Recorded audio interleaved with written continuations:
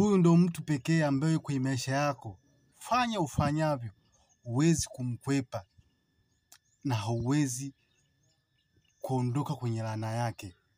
Ni mtu ambaye alikuamini, akakuvumilia kwenye shida na raha, akakuvumilia kwenye mapito yako yote, mapungufu yako yote kavumilia.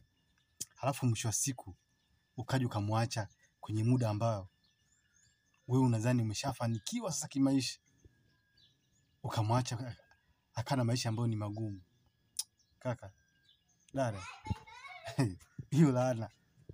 Mtu ambaye alikuvumilia kwenye shida na raha, alikuwa yuko tayari aumie yeye badala yako.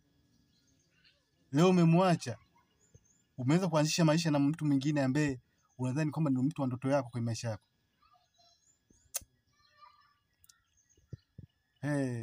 Hiyo laana si utaikwepa vipi?